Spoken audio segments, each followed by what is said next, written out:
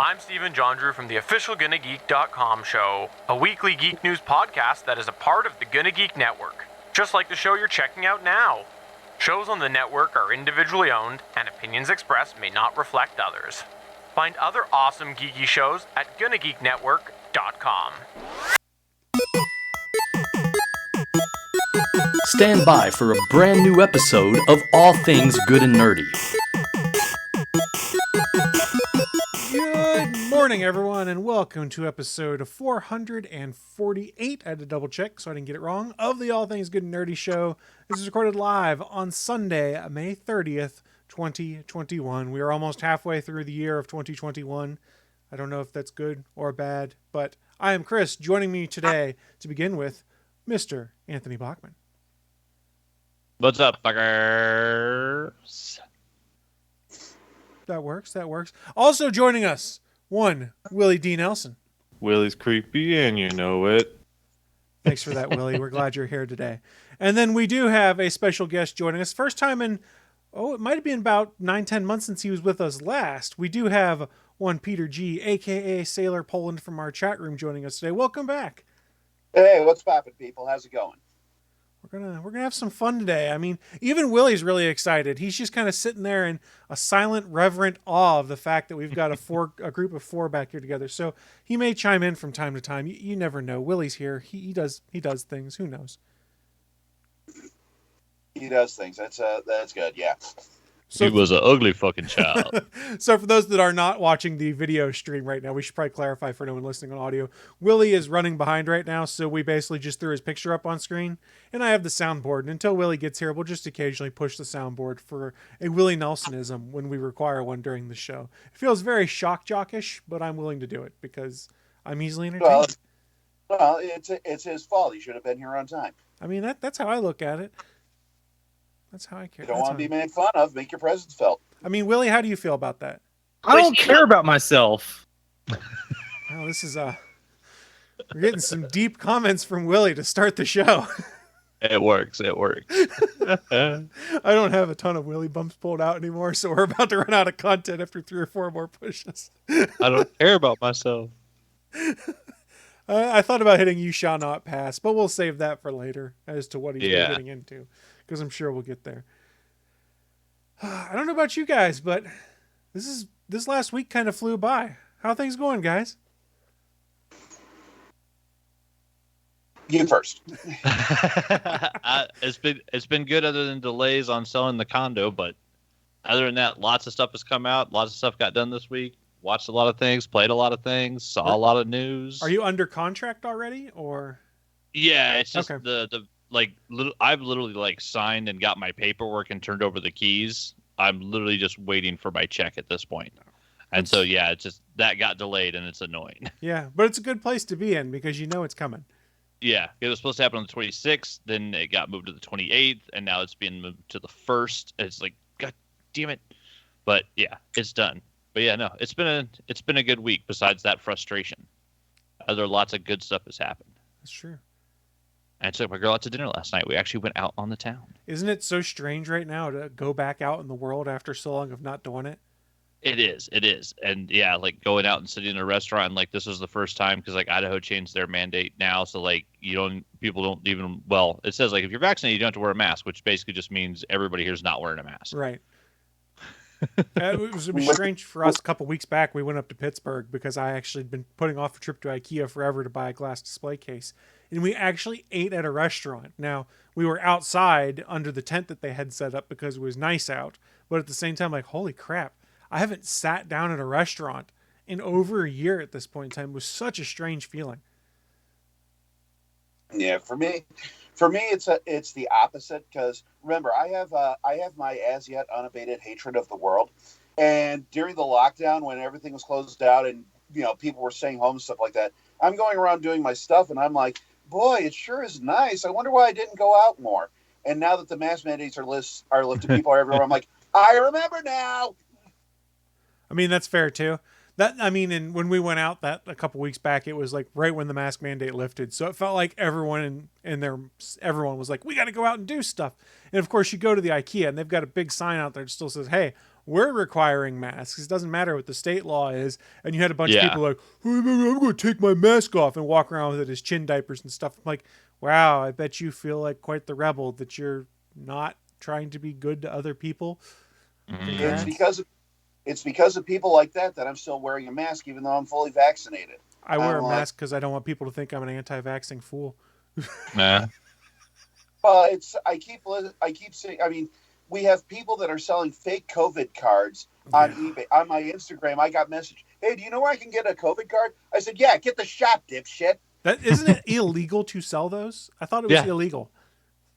Well, yeah, but they got to catch you first. Fair point. That's sad that there's such a market that's built up around here. Here's your fake COVID card. Mm-hmm. Oh, my favorite is that these are the same idiots that complain about illegal immigrants and fake documentation, but they'll give fake documentation about the virus. Give me a fucking break. Because it's my freedoms. Yeah. And just to show that this is not a uniquely American phenomena, they've now opened. There was a COVID clinic for vaccinations that opened in Poland, and now they're getting protesters outside complaining about that. Remember what I said about America and Poland? What happens in one usually happens in the other. My ancestors, we're supposed to be among the best in the world at science, and this is the dumbest thing. I'm like, what happened to you guys' brains? Yeah. You're not doing the stereotype about us any good here. You know that, right? Yeah. I mean, I'll say this. We're not back to normal yet, but we're getting closer to it. In fact, it feels so weird that, like, I'm going out to dinner with people tonight for the first time in over a year, because prior to the pandemic, as things were starting up, we hadn't really been going out to do that. But I'm like, holy crap, I'm going to sit down with friends that I've only seen, like, in passing, because it's been through, like, Facebook messages and stuff like that. And I sit down and have a little bit of dinner in a restaurant. I was like, holy crap, this is crazy. I mean, we're all vaccinated, so I'm not super concerned about it. But at the same time, like, this is such a strange sensation, especially when go back 6-8 months ago, it was like, oh God, I got to go to the grocery store. Let me figure out what the right off-peak hours are to try and minimize the number of idiots around me and stuff like that. And I'm like, I'm sitting here, I'm going, when Black Widow comes out into a theater, I might actually go to the theater now at this point versus watching it on Disney Plus. The next movie I'm anticipating going to the theater to see is The Suicide Squad. Yeah, I want to see that too. I can sit out everything else until that day hits. I mean, and we're at that point where at least here, only one of the theaters is open that's in town, but they are spreading people out and keeping barriers between people. So I'm like, if you feel okay going to a restaurant where things are spread out, I think you feel relatively okay going to a movie theater and reading and watching current guidance on things. I'm like, I kind of feel like I could go to the movies again. And as someone who loves to go to the movies and hasn't in so long, it's really exciting. But at the same time, there's still that small part of me. It's like, I don't know, man. I don't know. Yeah, because that was a big one for me. Because, I had the streak going up until New Mutants, and, I miss going to the fucking theater. We're probably going to go, I think the first movie back we're going to go to is Jungle Cruise, because my girl is super excited to go see Jungle Cruise. So I think that's going to be, because I think I'm not sure if that's before Black Widow or not, but I think that's going to be the first one we see back in the theater. And it's like, upside is also, they're doing the social distancing in the theaters here. And then also, if you're not eating or drinking, you can sit there with your mask on. I'm fine with that. It's like I'll wear my mask into the theater, and then if I want to keep it on, I'll just keep it on. Yeah, I'm at that point right now where I still have a stash of masks in my car, and I'll put a mask on not as I leave the car, but as I'm walking up to a place that I'm going into, be it a grocery store or something like that, I'll put the mask on and do it there. I will fully admit the last time I got gas, I was outside and no one was at any of the pumps around me. I was like, I'm not putting a mask on. There's no one here. That was my act of minor rebellion. Bear in mind, I've also been vaccinated for 2 months at this point in time, too. So yeah. I am not necessarily the problem, but I live in a state where a lot of people are claiming, I've been vaccinated, wink, wink, just so they can go back to not wearing a mask and talk about how the science doesn't make sense. I'm like, oh, I'm sorry. When did you get your degree in epidemiology? When did you become an expert? They don't even bother with the science. It's the science is convenient to them. Yeah. Did you see that there was that woman that drove into the COVID clinic in Tennessee? Doesn't surprise me. She drove her car into a COVID clinic because with people getting the vaccine, her logic is people are now shedding virus in places and they could potentially infect her. So she wanted to, take them out. But we're not shedding. Here's an idea. How about you get the vaccine too? Then you don't have to worry about it. But no, she's locked onto the absolute worst part of the science, just to validate, being able to hurt, maim, and kill people. That sounds about right. I don't understand the hoops people jump through in their own heads to try and be like, oh, this is terrible. I don't want to be a guinea pig for this. I'm like, that this is pretty well tested, and it's built upon the backbone of a lot of other vaccines and things like that. It's not like this is wild, wild west, and we're going to try this and hope it works. There's a lot of research that's built upon other research that's been done that shows here's how it should work. Well, it's like I said on my 45th birthday. Well, on the bright side, life is half over. It's like I said on my 35th birthday. On the bright side, life is half over. I'm cynical. I just know I'm going to live a lot longer than 70. It's like, that would just be my luck. I figure I'll go out in a blaze of stupidity before then. I haven't made that statement yet, and I'm 43. I'm still not at my halfway point. I'm going to be a crotchety old man for at least 30 years. You already are. Yeah, but I don't have my cane yet. I don't even start crotchety old man time. Doesn't even count until I get a cane that I can.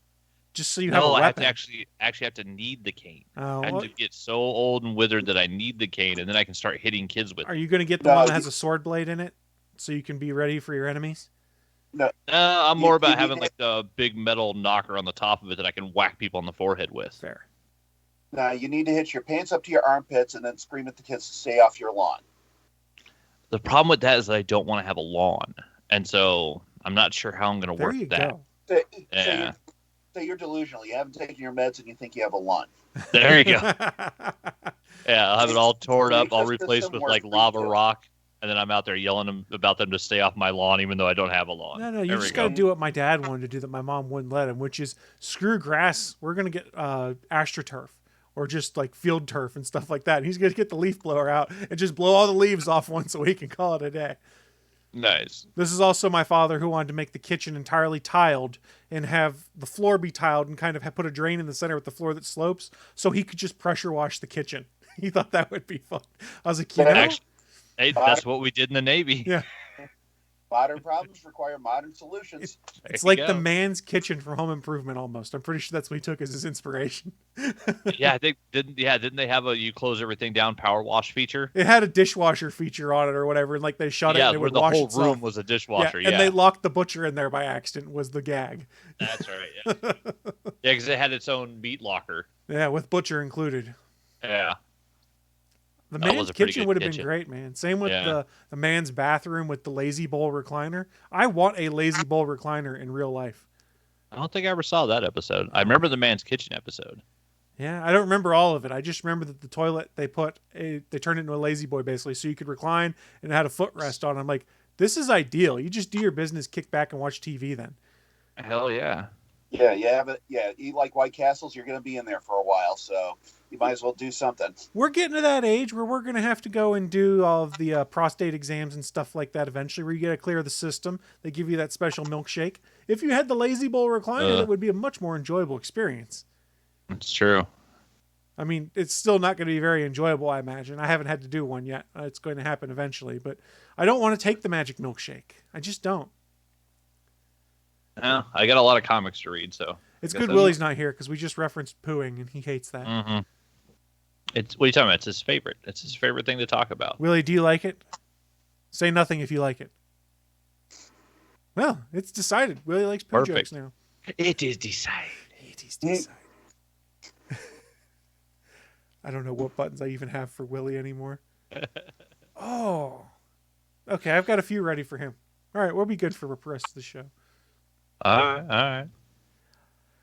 I don't know though. I guess we've kind of bantered back and forth and filled each other in on things that are going on. And good morning, Draftsman. We see you in the chat room. Thanks for joining us. Perhaps it's time just to shift on over to the news of the week. Live from the ATGN studios on the internet, it's the news of the week.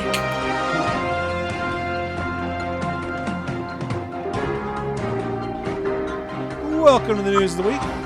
It's that part of the show where we run down in our minds what some of the most interesting geeky and or nerdy news out of the past week or so is and share it with you guys who are watching live or listening at a later date.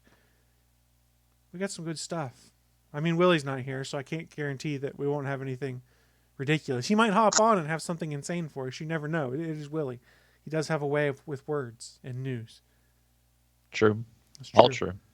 I guess in the interest of deferring to our guest of honor here, Peter, why don't you kick us off with what you got for your news? You told me a little bit via email, so I'm looking forward to this. Okay, let me fire up Rally here because I got the notes on here. Okay, while firing up, I want you to cast your mind back to 2001. In 2001, there was an attempt to make Fox attempt to make a pilot based on Electra Woman and Dyna Girl, with Marquis Post starring as Electra Woman. And this was back in the days when comic books were just, oh, that's something you laugh at because comic books were just so silly. And it turned her into a very cynical, alcoholic, chain smoker. She was living in a trailer park. She was sexually promiscuous. Just completely wrecked everything because this is funny. And this at the time was seen as dumb. Now, I want to bring this up because, as I'm sure most of you have heard, the CW commissioned a live-action pilot based on the Powerpuff Girls. That is correct. And I was one of the people that when I saw the cast lineup, I'm like, give them a chance. This could work. Let's see what they do with it. Well, the pilot got rejected. They're reworking it. They said, well, there's elements here we like. We're going to do another one. And then the script got leaked. And I'm going to warn you right now, when I first read the script, I thought the script was a joke. I did too when I read parts of it. I was like, is this a gag? When I first read, I'm like, this is from 4chan. There's no way. And keep in mind, I should have known there was trouble. I didn't know that Diablo Cody had written the script. Diablo Cody, who gave us Juno and Jennifer's Body. I got what she was trying to do with Jennifer's Body, but it was just a disaster. Her shtick is mostly writing, things that explore questions of sexuality. She is not good at satire at all, and putting her in charge of a satirical superhero comedy just was a bad idea. And then Warner Brothers DMCA'd the script, and we're like, oh my God, this thing is real. This is actually what they were going to shoot. Oh my God. And this thing is, I don't know what they were thinking. I honestly don't understand what they were going for, because this was not Diablo Cody's vision. It had to be approved by Warner Brothers, and they had to say, yeah, this is good, go for it. But whoever the decision makers were behind this thing, it was horrible. And I wanted to read some of the highlights from the script. Suffice it to say, I am now glad that this thing. Well, I'm a little disturbed because, like I said, they said, well, there's elements that we liked, and I'm like, what elements did you like? This thing is unbelievable. It's so self-satisfied with how it handles with how it's handling things. I just don't get what they were after here. Let's see, I saw a little bit of it before you get into it, and I read that, and I had the same initial thought. I'm like, is this just a spoof that someone put out to kind of get some clicks or have some lulls? And then when I saw, like you mentioned, that it had been taken down, I was like, oh, that was real. Whoa. Okay. For starters, one of the things that it says, because I'm sure you've seen that the cast of the live action is ethnically diverse. Well, in the script, they mentioned that it supposedly takes place years after the TV show, and the Powerpuff Girls are now at least teenagers, if not older. And they mentioned that Professor Utonium had sold the rights to the Powerpuff Girls to Cartoon Network, and they whitewashed it. That is actually the explanation given in the script.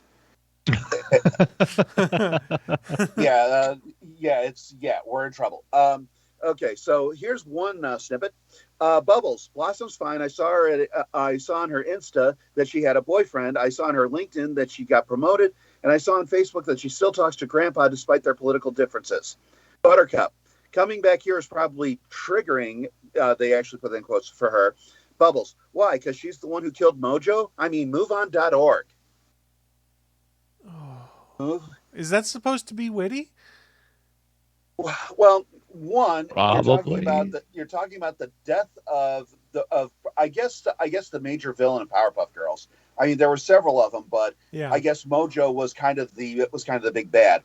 But to say, Well, I mean, I've never really seen Powerpuff Girls, and that's the only villain I know. But it's also probably because he's Ghostface. So I actually met and talked to Mojo Jojo. That guy's awesome. Well, I mean, MoveOn.org. That puts me in mind of like when Eric Cartman describes someone's outfit as being so September 10th. I'm like,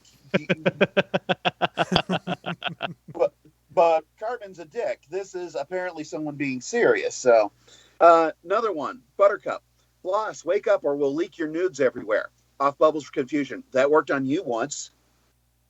So if the girls are either just hitting legal age, that means that they were leaking nudes from when they were pedo bait.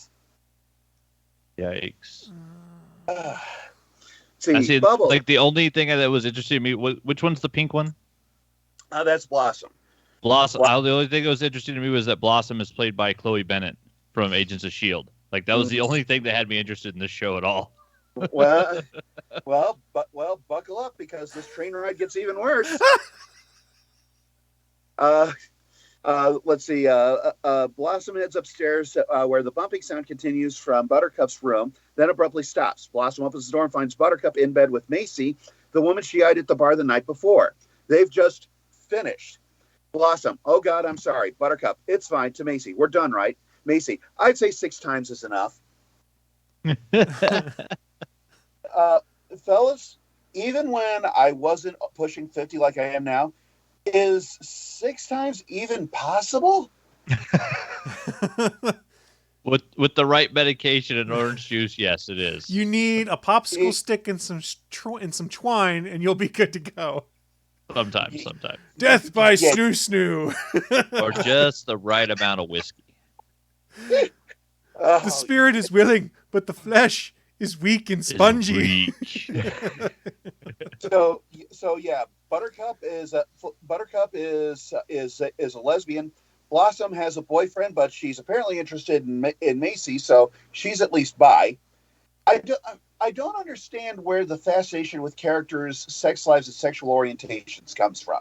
I really don't. I mean, it's one thing to speculate on it, but when you have people launching entire subsections on fanfic.net about it, it's like, guys, I think you're kind of looking at the wrong part of this whole thing. Yeah, I don't think we should judge fanfic for the way a lot of these things work, because fanfic's going to make anyone bang. Let's be honest. Well, part of the thing is that here's one of the dumb things about Japan. Japan will copyright strike you on YouTube if you're doing like reviews or retrospectives of their shows. But if you do a hentai doujinshi showing their characters getting it on, that's considered free advertising and they will not prosecute you for it.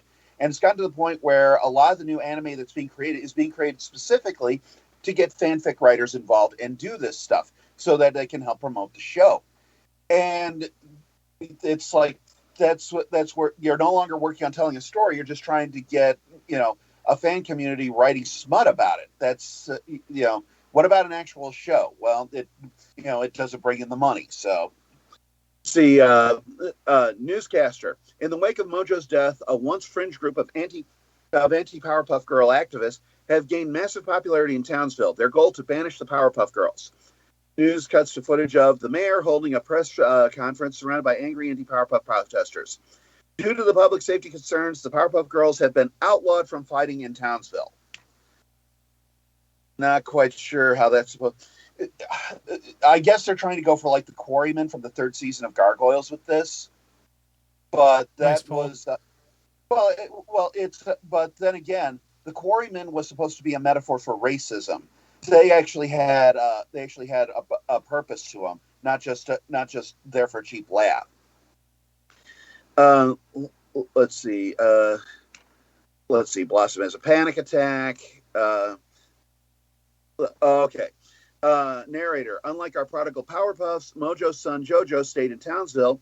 Indeed, his dedication to the city has carried him all the way to public office. He was the youngest person ever elected mayor of Townsville. Unfortunately for him, a second term looks unlikely. Jojo, I've delivered on everything I promised except free gelato Fridays, and it's only because the perfect scoop turned out to be a front for meth trafficking. Oh, that's funny. Then exasperated, Alicia Lawrence has no experience. She's impulsive and reactionary.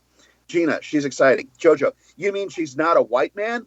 Gina cringes. You know, you hear about reverse discrimination, but until it happens to you, off hurt. No offense, you totally earned your position. Optics don't hurt, though. Does that not scream cutting social satire?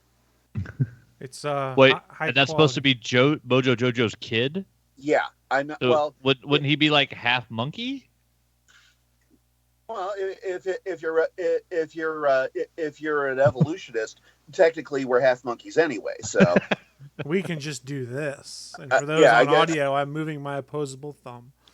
Yeah. And for those on video, we have our full baboon here. Yeah. Hi, Willie. Willie, you missed it. We're talking about the leaked script from the CW's Powerpuff Girls pilot. I'm sure that you're going to have a lot that you know about here. Apparently, they figured out a way to do something worse than the CW relaunch of Charmed. Nice pull there too. I haven't watched it, man. I watched like the first 3 episodes. The original Charmed show was fantastic. I don't care what it says. I'm an 80s kid. Like me and Star-Lord, I love Alyssa Milano. There's a reason his ship has that name. I grew up on Who's the Boss. I watched fucking Charmed. I was all about fucking P3 and the girls. I watched every fucking episode of that show. Then they relaunched it with the whole, we're going to do a socially diverse cast. The girls are going to be all of Latin heritage, which ended up being turned out to be a lie because, they were, I think it's one of the actresses claimed to be Dominican, but was actually African American. Whatever. It was some weird bullshit. But then they kept the same, the basis of their magic is still based in Celtic, and they didn't think to maybe switch it over to magic based on African cultures or mythology or Spanish cultures or They just kept the same fucking magic tome from the original White Girl show and just tried to retell bad story. It did not fucking work. One thing we should keep in mind is with Charmed and with the Powerpuff Girls reboot or continuation, we're talking about CW shows, so the bar is not exactly high. Remember, prior to 15 seasons of Supernatural, man. That's all I'm saying. The bar is didn't they inherit that high from UPN? Yeah. Yes. I'll see you that and raise you this. The first season of Batwoman, that was dumb. We have a gay character in the league. Great. What else you got for me? Well, clearly not writers. That was some of the dumbest fucking writing I've seen.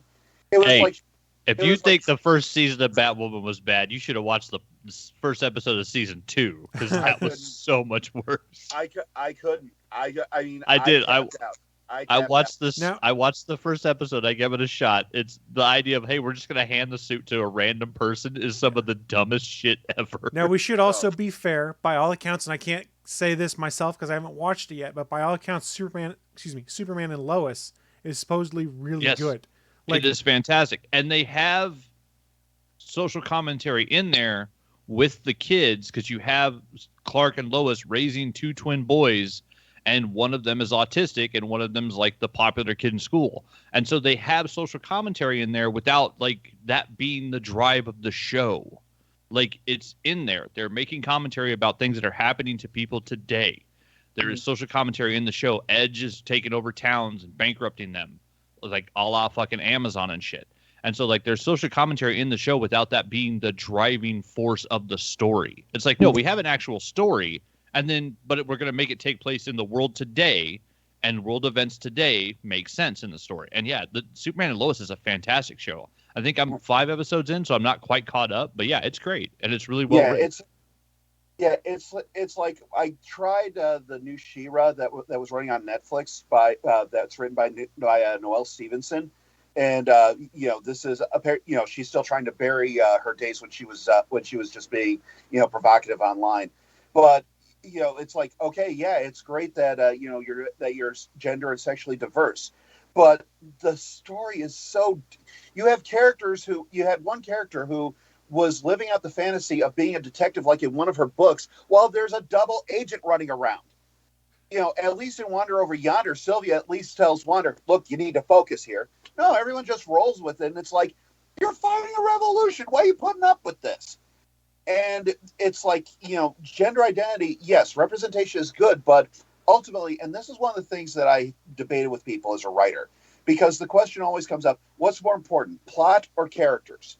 And because I get a lot of compliments for my characters, and I say the plot is more important, because when a person opens a book or turns on a video, they're all doing the same thing. They're saying, tell me a story. And these things aren't telling stories.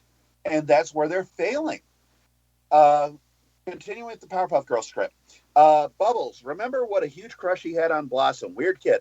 Hey, you know who we should go see while we're here? Sarah. She was always so great to us. Buttercup. Dad, Professor Utonium, blew that one. Sarah is obviously supposed to be Sarah Bellum from the original show. Dad blew that one. Bubbles. Yeah, now he just dates random beaker bunnies and science hoes. Bubbles. Guys, how can you turn down an evil recon mission, especially when said mission would make a perfect storyline for my documentary, Bubbles is Back. Buttercup, not to be confused with your other film, Bubbles on Her Back. Yikes. Blossom, aren't we here to investigate? Buttercup, I'm here to pick up bi-curious townies. You're here to... Okay, I kind of like that line, that's though. a good line. As someone who actually enjoyed Jennifer's Body, I do like Diablo Cody's writing, so hell, I might need to sit down and read this script. Good luck, it's been DMCA'd. Because something was on the internet, now it's not. Exactly. Yeah, we'll never be able to find it. Wink, wink. Uh-huh. You're here to avoid Drake. Bubbles is here to investigate, but she forgot Butch hates her. Luckily, we're dealing with another hate boner, so alcohol helps. Blossom, why do you know so much about hate boners? Buttercup, life is one big hate boner. This is something else, and the original show was by Craig McCracken, and it somehow managed to hit that sweet spot between telling superhero stories and being funny. This is why I think the one Powerpuff Girls reboot from a few years ago failed, because it's doing it. There's this tendency now to take the characters and just show the characters doing funny things like Teen Titans Go. But that also removes them from what made them what they are, which is the superheroing stuff. Powerpuff Girls, the reboot, didn't have much superheroing. It was all these wacky situations the characters find themselves in. It's also what sank Thundercats Roar, and thank God that bombed out. It's just, and like I said, when I read the script, I thought it was a troll. I thought it came from 4chan, and then it got DMCA'd, and the head of the CW got involved trying to make statements. I'm like, this wasn't a joke. This was what they shot. Oh boy. Wait. So should I say whether or not I just downloaded the whole 60-page PDF? No, you don't want to get in trouble, dude. But I'm sure it's on the internet somewhere. Yeah, pretty sure it is. All of that, by the way, was from memory. I do not have the script myself. My hard drive is as blank as Paris Hilton on Celebrity Jeopardy. Nice. What's a science hoe? Apparently the basis for the script. Well, you know how you got your ass in your base? Well, this is the new kind of base mama, I guess. I need an adult. I didn't write the script. Don't ask me. Yeah, we write things of higher quality here. Well, Peter probably does, because he actually, has a cartoon. Wait, we write things down? John Waters would be appalled by this. If you're going to do something where you just go balls to the wall like this, give it to John Waters, somebody who actually knows how to do trash correctly. So they're taking that script and redoing it, or they're still planning to go forward with the show. Is that what you were saying, or am I misunderstanding? They said they're retooling it, so I'm guessing they're going to write a new one, because they said there's elements to it that work.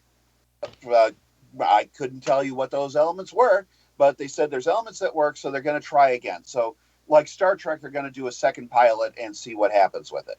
I mean, that's a good way to put it. Remember, Star Trek got a second pilot, although arguably the first pilot I think is still pretty good, even though it's still cheesy. But the first pilot for Star Trek was good. It's just that they wanted more action. Yeah. This, I couldn't tell you what it is they want more of, because once again, this had to be approved.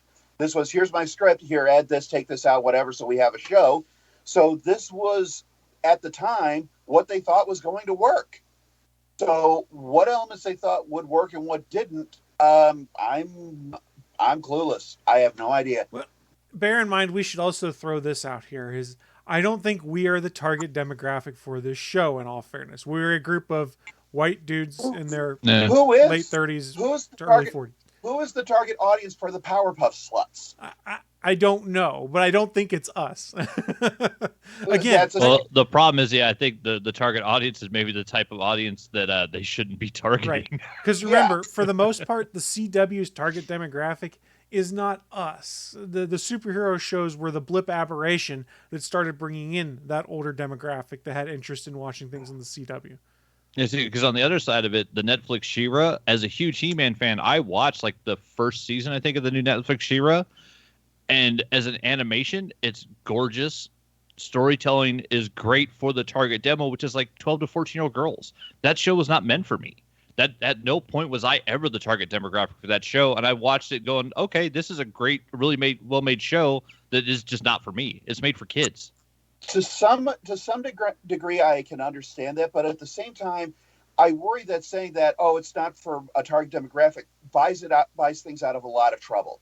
That wasn't my intent with that statement. My intent was more of maybe we look at it slightly differently than other people do. I think this is just poop across the board the way it's described.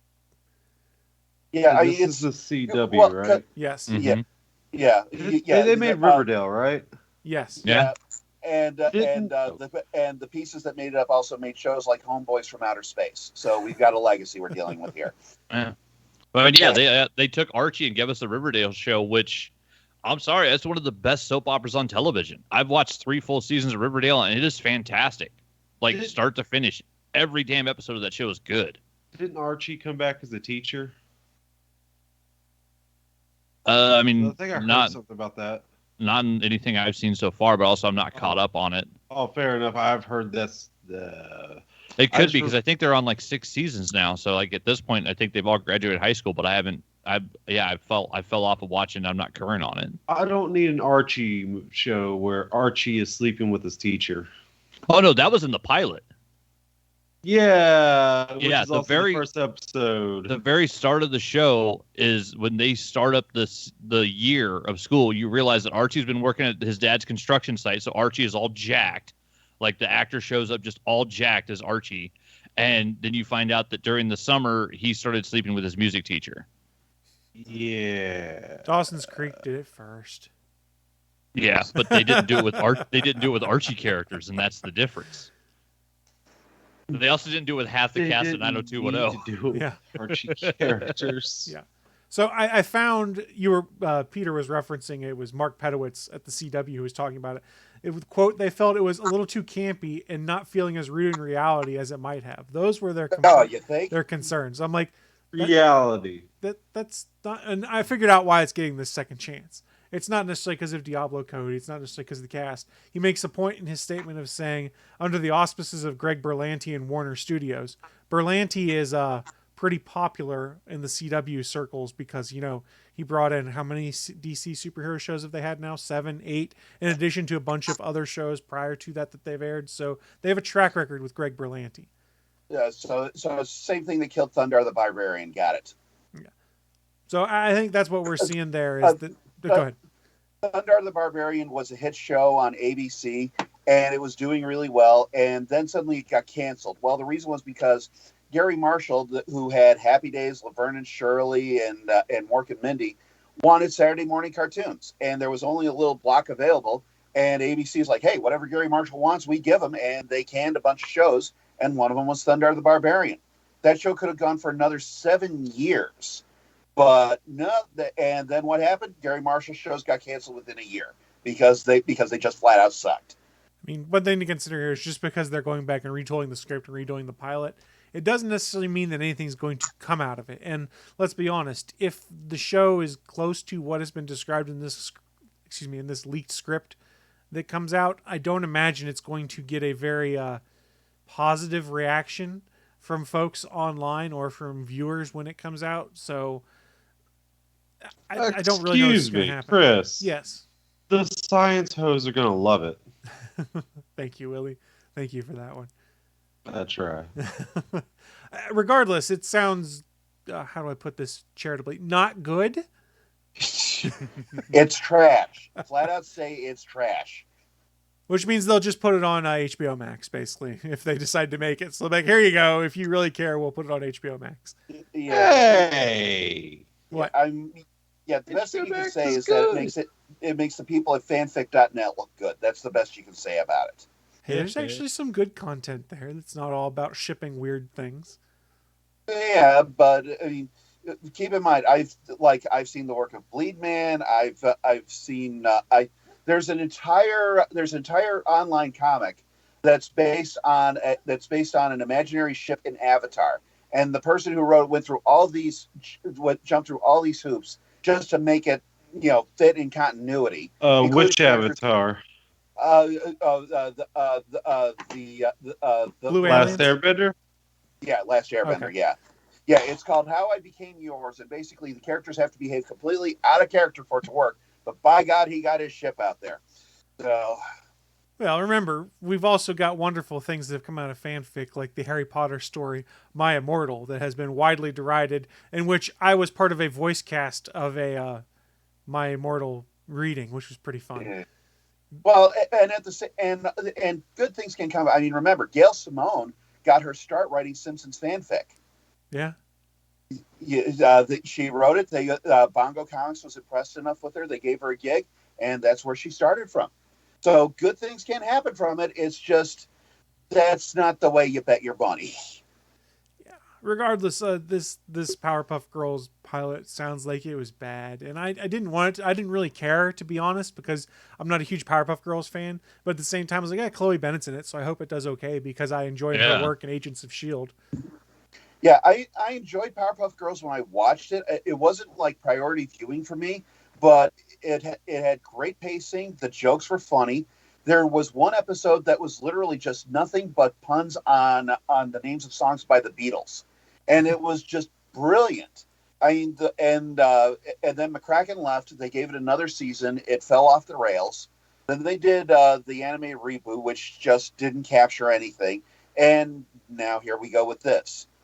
Some things you need the original creator to keep it on track. Powerpuff Girls is one of them. Without McCracken, the thing just doesn't work. It seems like it, yeah. It seems like he was able to nail that mix. Like, it seems like he nailed that mix of, like, cutie and funny and well written while still being, good for kids but funny for adults. Like, not every writer can hit that level of mix. Like, it's a hard thing to do. This script to me seems like someone's like, hey, I can use these characters and make them do whatever I want. They're not really, from the way it reads and from the reaction I was just skimming through as we were talking about it, they're not really reacting as you would expect if you were a fan of, the source material. It's just someone's like, I can play with these characters in my sandbox and they can all be a little out of character and I can make them do what I want. Well, and that also probably is why they hired Diablo Cody. Like, they didn't go to her because they thought she'd write an animated kids movie. Like, they knew who they were getting if they hired her.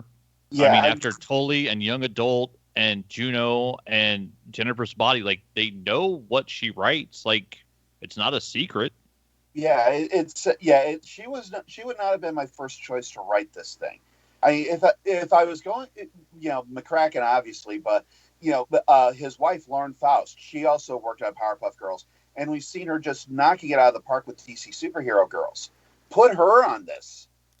Give her her first live action show and just let her go to town on it. She's shown that she can take.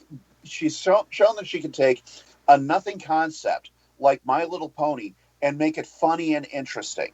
Just give her, some creative control and let her run with it. Yeah, I mean, I don't disagree with you. This seems like it was a misstep, and we'll see if they recover from it. I mean, it's entirely possible that they just end up saying, yes, we're saying this to save face value, and 6 months from now, there's no more talk about this pilot actually happening.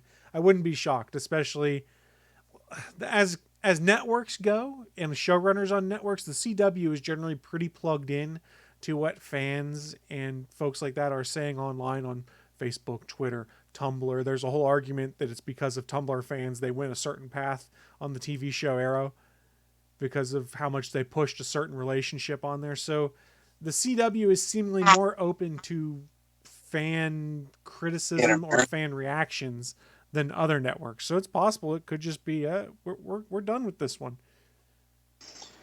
Well, it's I mean, there was a comedian named Robert Schimmel who did a pilot for Fox. It didn't test well, and they said they were retooling it. And it was 5 years later, and he died of cancer. And they still didn't reshoot the pilot, so it's possible that it's not going to happen. Yeah, it could just be their way of oh yeah, we're working on it, and then you just kind of forget about it. Kind of like the politician who goes on vacation indefinitely. No, I wasn't voted out. I didn't quit. I'm just taking a break. Well, right. I'll be back. I'll be back on the gig before you know it. So, like I said, if I were a betting man, I would not be surprised if this did not, actually ever make it to air. Yeah. What? Well, I mean, if the preview went out, if people saw the pilot enough that it tested poorly, I mean, I've got like the Wonder Woman pilot with Adrian Palicki. People are going to want to see the train wreck. This is going to get out sooner or later. I can guarantee you right now, there are people putting bounties on the Rare Video Club, on the Rare Video forums, saying, we want to see this and we'll pay this to see it. Someone's going to dig it up. And if you subscribe to HBO Max, you too can watch this show when we put it exclusively on HBO Max. Yeah. You get your $9 a month. I got HBO Max. I could see him doing that. It's definitely possible. And I watched the Adrian Palicki Wonder Woman pilot too. I was actually kind of a little sad that show didn't get made after I saw that pilot, because it had like it was like 75% of a really good show. It was really close. Yeah, it wasn't horrible. It just needed a little more polish is all, I think. Yeah. It was really close to being like a really good version, and her version of Diana was actually pretty cool. Mm-hmm. Yeah, it wasn't bad. So you just some shows you look at and you go, why didn't you try harder with this? And Discovery. And then some of them you're just like, no, this deserves to stay buried. Please, just no, this is not working. That's fair. Well, we'll just have to wait and see what comes of it. I think I've made my opinion fairly well known. Willie, what do you think is going to happen to this show? I think the beaker hose. What was Beaker it? The bunnies. beaker. The beaker bunnies. I like the alliteration. Hose and beaker bunnies. Who thought of? Why is that a? It's gonna be terrible. It's gonna be terrible. There's no joke to it. It's just gonna be terrible if that's what they go with. They hurt Willie's brain. I think, I was about to say, I think Willie's brain broke on us. Well, I mean, it's not the first or the last time we've ever done that to Willie on this show. We break him on a regular basis, I think. Phrasing. Yeah, and today it wasn't even with poop jokes. Yeah, we didn't even poo joke. He missed those.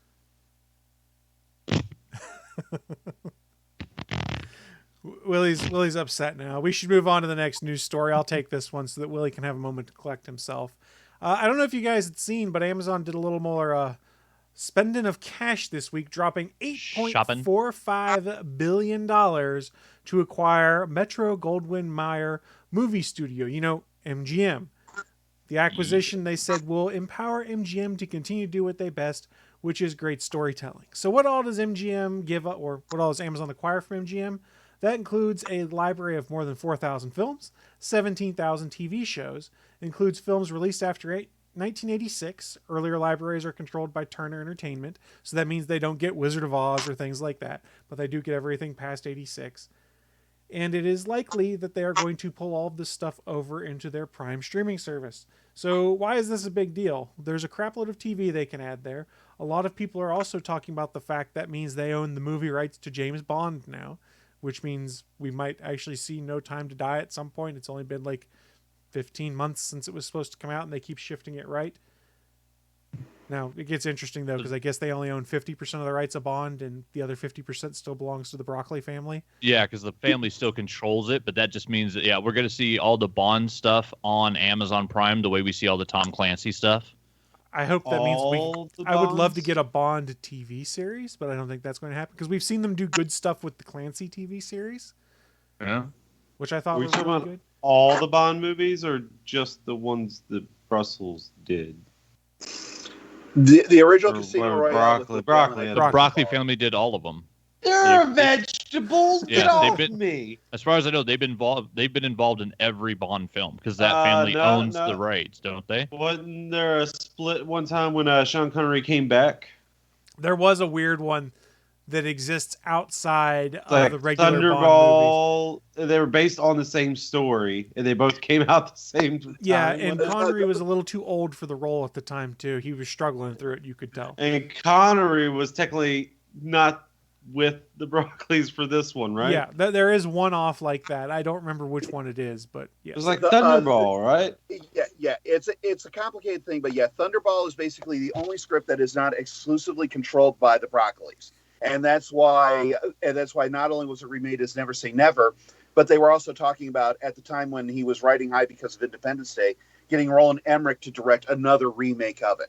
It's basically the only one that the Broccoli family can't shut down. I don't remember the details. It's a complicated rights issue, but yes, there is one that people can take and remake if they want. The problem is that they don't do a very good job of it when they do. Right. So Willie's brain good for some things.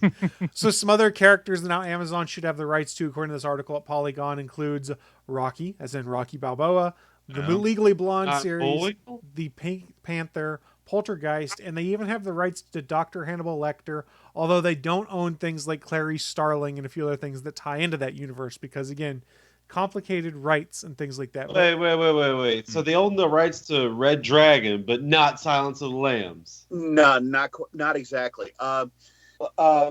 Basically, Clarice Starling was created for the movie, and that's why the company that made the movie and that's why Clarice is on Paramount, because she was not an original character in the book, but she's an original character in the movie, so the studio gets the rights to that character.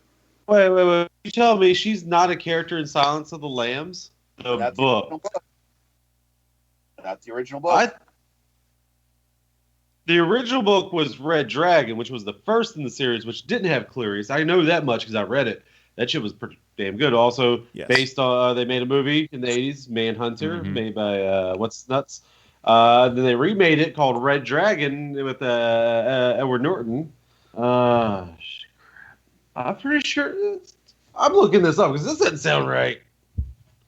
Well, the important thing I wanted to bring up with this acquisition is, yeah, they've got all this other stuff, but here's something that we didn't talk about that I'm really excited about because I grew up watching a bunch of this franchise on the Sci-Fi Channel. They also get the rights to Stargate. You know, a series that SG-1 had 10 seasons, Atlantis had 5. It was fairly successful, and there's been a lot of talk of the showrunners of Stargate trying to bring it back in some way, shape, or form, including bringing the original cast back to play their similar characters, maybe not necessarily in the starring roles, but there was not a lot of traction on it. There was minimal interest. Now we've got So more MacGyver? He's the only one I think that they hadn't gotten signed on to come and appear yet. But they had talked like Amanda Tapping and Michael Shanks and I think Christopher Judge from what I'd been reading online. But the interesting and important thing here is that Amazon has the rights to the Stargate series. Jeff Bezos is the reason why The Expanse continued because he liked the show and basically had them buy it.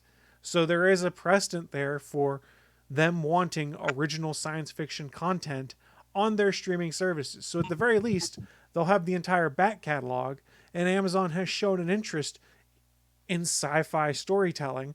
Maybe this makes the Stargate continuation series or more tales about Stargate more likely to happen. And as someone who loved that series, the movie was okay, but the series I really loved, I'm really hoping this is a cautious moment of optimism for more Stargate tales. And also, I mean, it really does put Prime a little more on par with Netflix. Buying a giant catalog like this with all of MGM stuff in it, like, Prime's been building up their catalog. I mean, it's not like they haven't been spending money. Like, there's lots of shows on Prime. But, like, Netflix has still been, like, the big, like, it was the biggest catalog. Like, we go on Netflix, like, there's just too much to watch still. But, like, this acquisition will definitely put Amazon more in the battle of being like, hey, we have a catalog, we have a library as big as Netflix. 17,000 TV shows, according to this, is what they'll get as part of this acquisition. Yikes. That includes also, and if we, This might go slightly political for a second. My apologies. That also includes a show called The Apprentice and Celebrity Apprentice, in which there are supposedly tapes of a certain person saying uncouth, racist, and terrible things that they couldn't release up until now. Well, Jeff Bezos and that person don't like each other, so who knows? Maybe those tapes see the light of day now. Wouldn't it be awesome if he did all of this just to do that? Just to be If a he's giant just middle finger. He's just so bored on his giant pile of money. He's like, you know what? I'm going to go buy MGM because then I get all the footage from The Apprentice and I can just ruin some pathetic asshole. People aren't sure how those hope rights work not. out as to whether he could do that or not, but it was just something I read, and I Yeah, but started even if- laughing. Well, and if he hope does, you're so what are they going wrong to in do? that. Sue him? Yeah. Like, he's got an army of lawyers. Like, what's he afraid of? I hope they don't, because I don't need. I just don't need rich people to diss each other, to send out diss tracks to each other. I don't need that. I don't think it's actually going to happen, but I read it and laughed and went, okay, this is actually kind of funny, and figured I would share it on the show. And that's about the extent of as deep as we need to go into it. You guys can read between the lines, know who it is that we're talking about and things like that. But let's steer away from the political aspect of it. You steered us to it. Lightly, just to tell the story. I'm more Yeah, excited well- about the fact we might get more Stargate, guys. Are you really a fan of Stargate? Yes, So you played God of War then? I have played God of All War, of not you all the way platinum, through. didn't you? I haven't Yeah, played it all uh-huh. the way through yet, Uh-huh. but I do have the entire box set of Stargate SG-1 sitting on my DVD shelf upstairs, and the entire run of Stargate Atlantis on Blu-ray sitting right next to it, plus all of the DVD movies that came out. So I am a Stargate fan. All the DVD. There was movies? direct-to-DVD videos that Oh, came okay, out. Sorry, okay, got it. sorry, I cut off part of that. But like they had 2 Stargate SG-1 direct-to-DVD stories that, finished the story of Stargate because they got canceled. It's good stuff, man. I love it. I want to see more in that universe. And I'm probably just reading way too hopefully into this news, but it is kind of nice to see that there's been speculation, and Wright and Cooper, who were the 2 showrunners, been talking about wanting to bring it back and talking to the original cast to bring them back in some capacity. And then this happens, and I go, this might open that door. I'm excited. Well, and since MGM owns Dumb and Dumber, so what Chris is saying is, you're saying there's a chance. Saying there's a chance. A little chance, but a chance nonetheless. So that's my news. Amazon spent a crap load of money, and everyone's excited about Bond. I'm excited about the potential of Stargate. Nice. Strassman in the chat room. Chris is just a fan of the original Showtime Stargate that had nudity. Yes, because Stargate originally came out on Showtime, and they made them put nudity in it. I remember when that first episode came out. I was like, oh, that's a booby. Yeah, everyone's like, how the hell did this happen? They did do a recut of the first episode that is now included, like whenever they re-air it in syndication and stuff like that. Boo! Well, Pop TV is not going to show you a booby right now, because I think this is the only Yeah. place airing Stargate currently.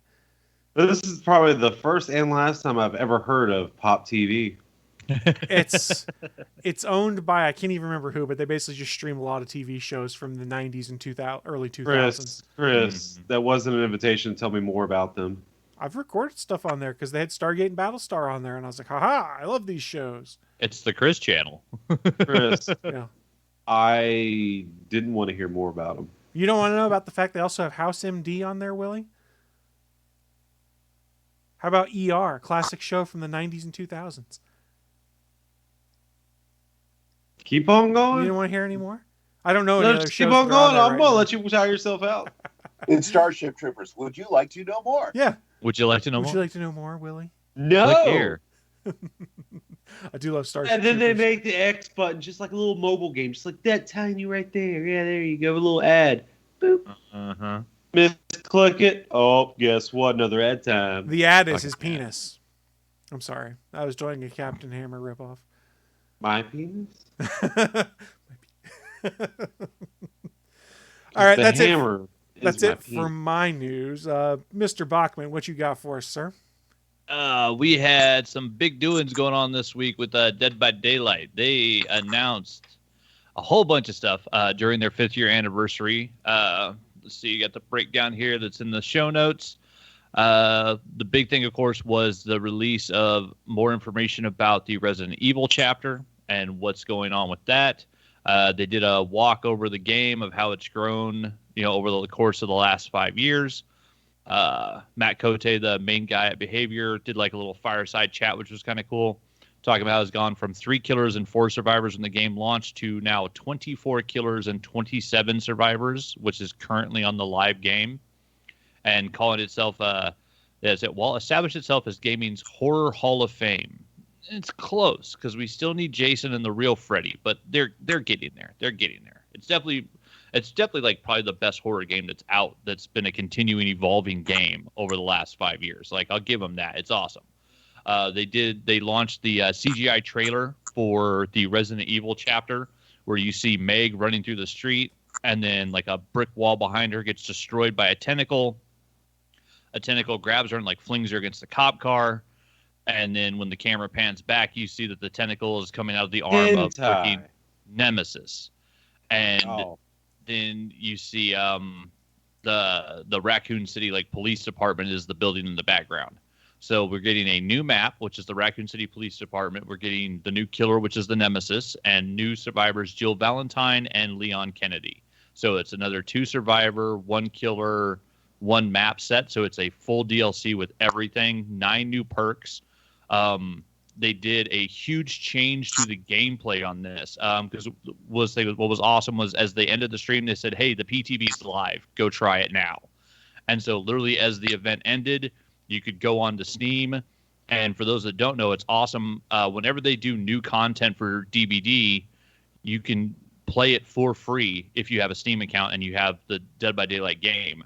They allow all PC users to log into the test version of their game when they're testing it, which is fucking fantastic, because then you can do a survey and do feedback. Usually it takes them too long to listen to that feedback, but at least it's there as an option, and you get to try stuff out. So yeah, literally after the event ended, I played as Nemesis and did a 1 match as a survivor with trying out some of the new perks. And the big change was the killer Nemesis has zombies that are literally walking around the map as he's going around trying to kill people. So as a survivor, you have to dodge the killer like normal as Nemesis is walking around, and his M1 is he punches you in the head, which is just an awesome, fantastic attack. And it feels really cool when you play it in the game because he's a big killer. Or he hits you with the tentacle, which can give you the T-virus. And if he hits you with it a second time, you get damage. 3rd time, you go down. So it's like a mix between the Plague and the Death Slinger, and someone said Pyramid Head. Like Nemesis is like the perfect combination of those 3 killers. But while he's running around the map, there's also just zombies that are just slowly walking around the map. But when they get near a survivor, like their arms go up classic horror movie style and they try to come for you, a zombie will actually grab a survivor, bite them, and give them the T-virus. And so as Nemesis, you can see wherever the zombies are on the map. And if you see that they're just shuffling along, you know there's no survivors near them. But if you see their arms go up and they start moving slightly faster, you know there's a survivor in that area. So it's cool because Nemesis can actually use his zombies to charge up his powers or leave them on the map and use them as kind of a location service. So it's a way to get more information in the game. And then, yeah, they created new perks for the survivors that are a huge gameplay change. Leon, after, working on I think it's like 70% of a generator, you can crawl into a locker, and while in that locker, you will create a flashbang grenade that you can then drop at any point in the game and blind the killer. And so it's basically like the firecracker item that's in the game, but it's a survivor ability that lets you create it. So you can get that perk, get Leon, get it in your blood web to where your other survivors can learn it, and you can make it to where all of your survivors have the ability, every time they get a generator to 70%, they can go make a flashbang. The same thing for Jill is she can set up a landmine on the generator to where when the killer kicks it, it blinds the killer, and they have to redo the kick animation again to do the actual degradation of the generator. And it's another item that the character can make in-game. So they're doing 3 huge things with the zombie AI, adding in the ability for the survivors to actually create items with perks, And like that's all already up on the PTB to try, and it's super fun. And then they did the year 6 roadmap talking about all the new stuff they're announcing. So for year 6, they're going to launch a total of 4 killers, 5 survivors, and 2 new maps, which does include Resident Evil. So we already know what one of those killers is, 2 of those survivors, and 1 of those maps is. So over the next year, we're going to get, after Resident Evil, we will get 3 more survivors, 3 more killers, and another map. The archives is going to be 4 new tomes. So they're still doing their Battle Pass thing, which has been awesome. It's like I said, some of the costumes on DVD are super expensive. They're like, 18, 20 bucks to buy a 3-piece cosmetic, which is, kind of outrageous, where you spend $10 to buy the archive, which is their version of a battle pass. And during the archive, if you unlock all 70 levels of the tome, I think on the last one, you get 5 full cosmetic costumes, including the free one. And so it's basically $100 worth of costumes, pretty much every tome, that you can get for $10. And while you're unlocking that, you also unlock another 1,000 Oryx cells, which is enough for you to buy the next tome. So it's one of those battle passes where it's built well now, where if you pay for it once and you play a lot, you never have to pay for it again because you'll earn the money back to buy the next one, which is my favorite version of a battle pass. Interesting. If you pay for it once, you never have to pay for it again as long as you play a lot.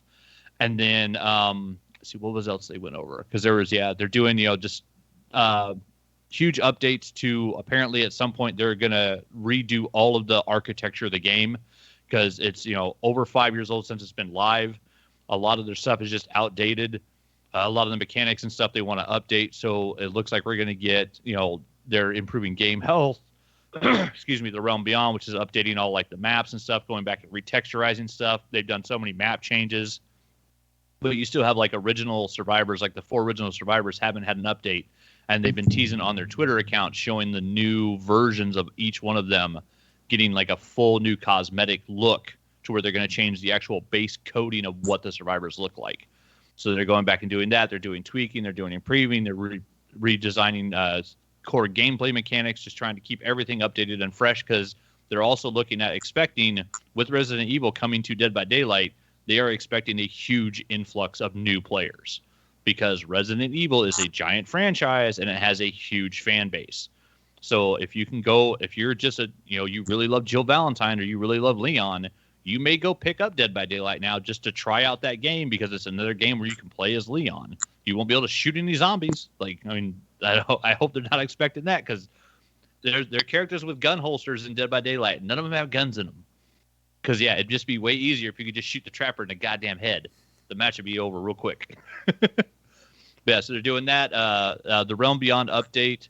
The goal of updating everything from maps to animations, character models, and lighting to present the most atmospheric, immersive Dead by Daylight fans have ever seen.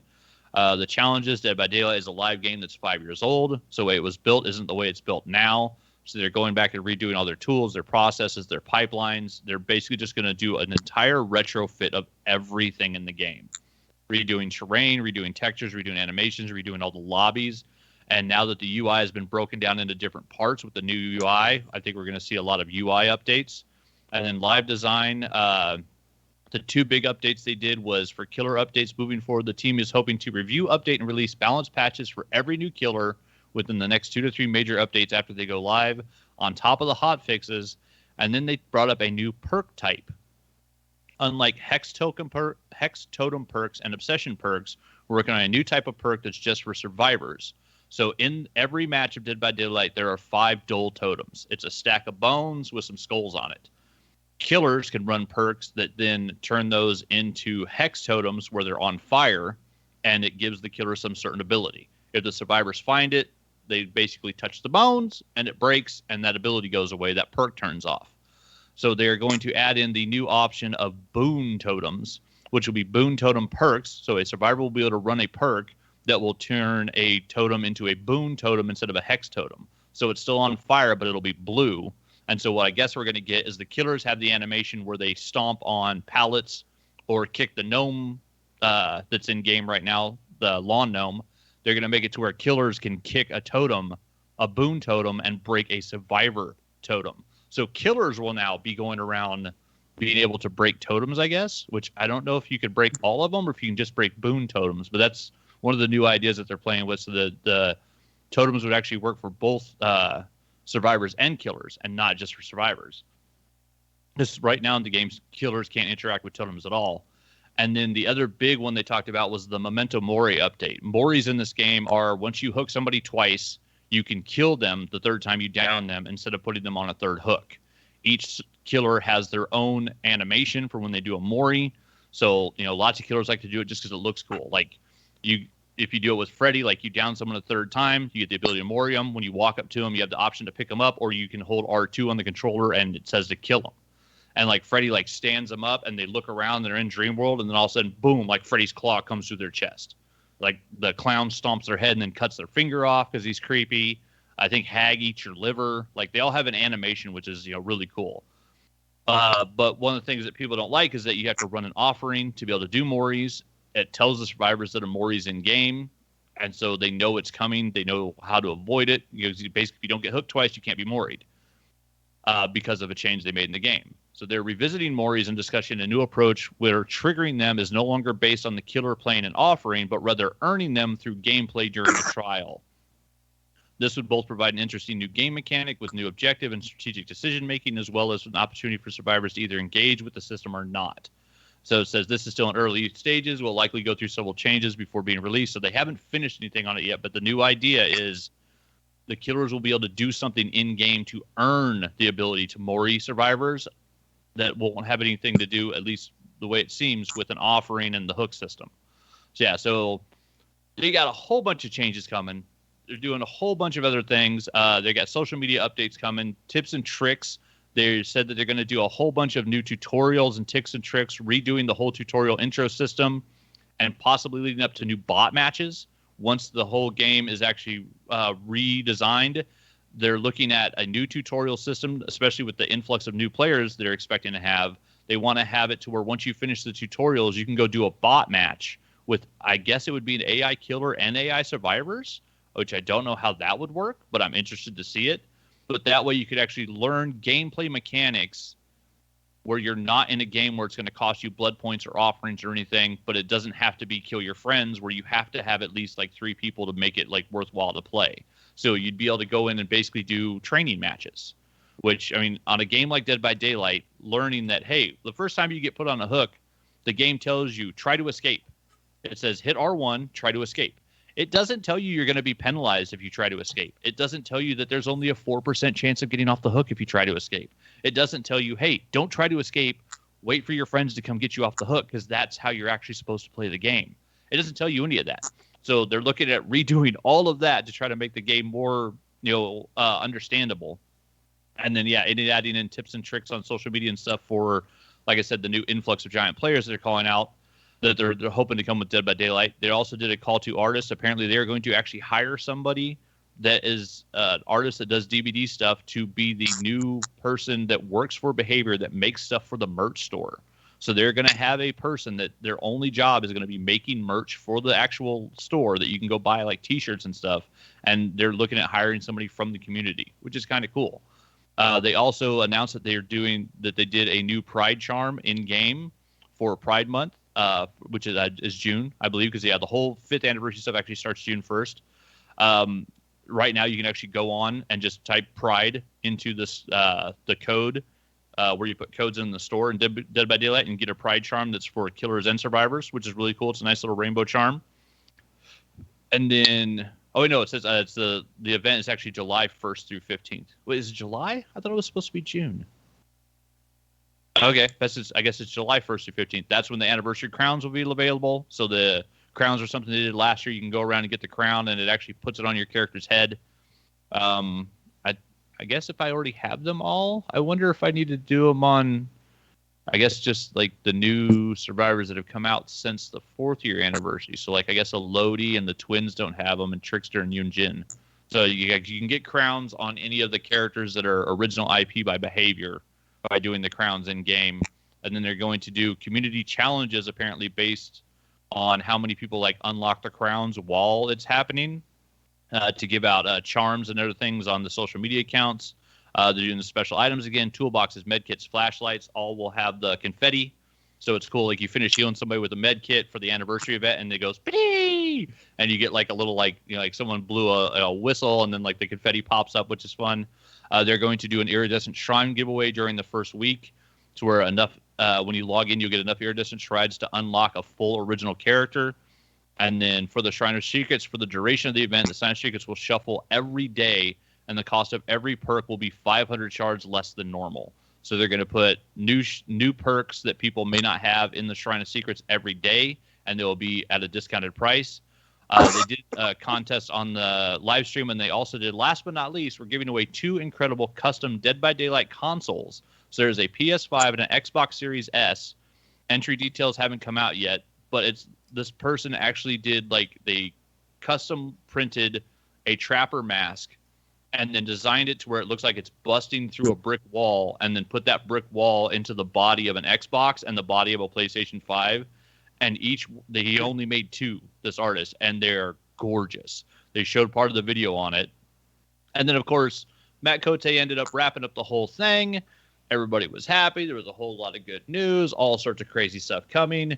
And then at the very end of it, right before, like, it cut to credits, it said, like, and they kind of put it right here on the thing. It's like, and that's a wrap. Thanks for being part of the community. Here's to an amazing year ahead. And then he say was, oh yeah, we're getting Funko Pops too. And then he fucking ended the stream. Like, no information, just a tease. Well, I know what you'll be buying. Oh yeah, yeah. So the Funko Pops are coming. I was so stoked when I heard that. Me and my girlfriend have already decided I'm going to buy the Killers. She's going to buy the Survivors. I'm pretty sure we're going to have 2 full sets, because, like, we're going to have to build a little campfire with, like, the Killers surrounding them, ready to murder them all. Yeah, I'll have to have a set inside the box, just to keep for my collection. But yeah, hey Willie, there's more Funko Pops are coming. There's more Funko Pops are coming. I fucking heard. I'm sorry. He looks thrilled. He does. And then, yeah, so after all of that, they had all the announcements. I actually went on the PTB and I played. I actually did a match as Nemesis, playing as the Killer, which was really fun.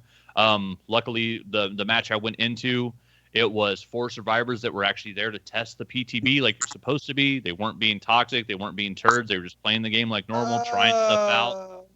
Well, there are people that go on the PTB and just not what I heard. Just be assholes. No, the first match I went into was great. The 4 survivors I was with, like, they kept trying to set up the landmines on the gens with the new perk. The one that was playing as Leon kept trying to do the flashbang and hit me with it. They were trying to interact with the zombies to see how that worked, to see what gave you the T virus. And then in game, there's little chests that you can find where you get a serum and you basically heal yourself from the T virus. When you do, the killer can see you do it. So, I mean, it was just so many different changes to the way the game is played that, like, people are on the PTB trying to test it out. And then, yeah, the next match I went to was I tried the Survivor and tried Jill Valentine to try to set up the landmine on the generator. And literally, we got a Nemesis that, like, the first thing he did was hook somebody and just face camp them and just stood in front of them and waited for them to die. And then the next person he hooked, he took him to the basement, and then he just camped the basement for the rest of the game. I'm like, you're not even trying any of the new mechanics. You're just being boring. Like, what the hell?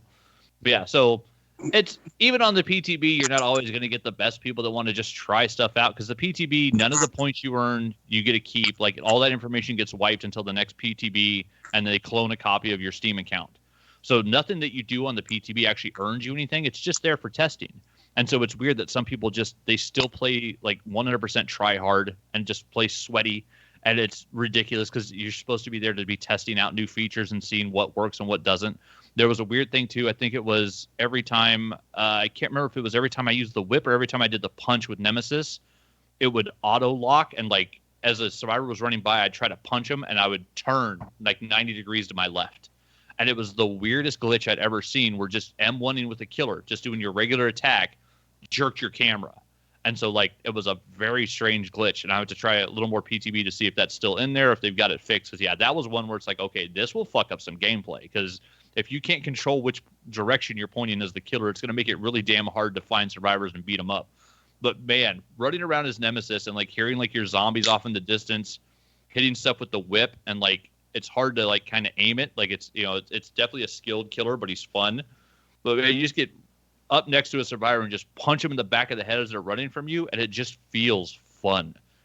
I played the Trickster in the PTB. He didn't feel fun then. I played the updated Trickster that's on the live game. He still doesn't feel fun. I'm not a fan of that killer. It is not made for me. Whatever. That's why there's, 20 some odd different killers, different playstyles. Nemesis is fucking fun. You run around and just punch people. And when you actually just punch a survivor and they just drop to the ground, it's like, yeah. Like, it just feels good. Yeah. So the PTB is good. I mean, if you have access to Steam and you want to try it out, it's awesome because, yeah, you can go play the DLC for Resident Evil without having to pay for it. So it's one of those games where I just love the fact that they let people test everything out before it comes out, and then they get feedback. And sometimes they listen to that feedback, and sometimes they take too long to listen to that feedback. But usually they do eventually listen to the feedback. And then, yeah, Pops, man, Funko Pops. I'm getting DVD Funko Pops. I'm so excited. Willie, you look thrilled for him. You alive there, Willie? Did we kill you? I think he's dead. When I snap my fingers, you'll be a chicken. All the Funko Pops belong to me. Fuck, bitch. Well, it sounds like there's a lot going on in DBD world. Willie, I know, plays. So are you excited for any of these changes, Willie? Resident Evil's coming. Yeah, it's a big get. It looks good, too. Yeah, it's a big get. The problem I've been hearing about the PTB is that people playing killers are playing as clowns for some reason. No idea why. That's weird. Yeah, we're going to troll everybody by playing clowns. Well, yeah, I wasn't saying that it's just the survivor side that, get toxic on the PTB. It's killer side as well. Yeah, because, the person I was playing with wasn't, really testing out anything new, but he was playing as Nemesis. So, I did get to see the new killer. Trolls going to be trolling, I guess. That's true. Trolls are always going to be troll. And if you own DBD, you have access to the PTB. And you have access to trolls on the live game. I don't have. I own DBD, and I don't have access to it. Oh, you have access to trolls. No, but not to the PTB. No, because you don't have it on Steam. I said it has to be on PC. I know. But yeah, so there's lots of stuff coming, and yeah, the anniversary event's going to be a blast. They didn't actually mention it in their roadmap, but they made a huge change that they announced last year to where the anniversary event, even with all the stuff that's coming in it, apparently is only going to be was it the anniversary event and Halloween were the two big ones they were going to do, and everything else was going to get toned down? I don't remember them saying anything about toning or making things big.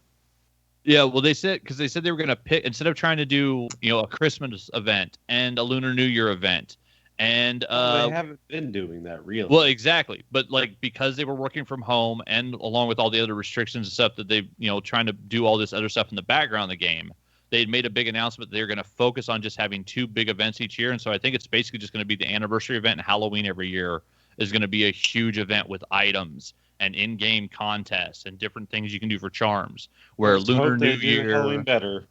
Yeah, well, and so Lunar New Year and any summer events or Christmas events are all going to be there. It still be maybe a week of extra blood points or a blood hunt, something will happen, but it's where they're going to tone all of those down and spend less time and energy on them, so that the anniversary events and the Halloween events are supposed to be huge. So they didn't make any announcements about it, but I'm hoping the Halloween this year should be a big fucking event.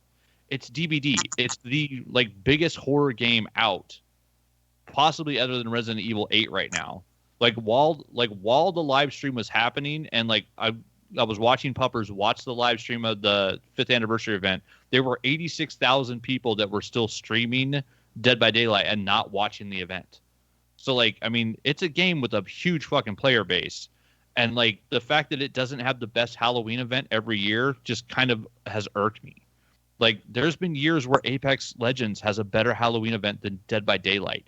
How the fuck does that happen? You're a horror survival game. How do you not have, and you have the most IP of any horror survival game out there, how do you not have the best Halloween event? It should be the Halloween game every year. And yeah, fingers crossed this year that's what it's going to be. Should be interesting.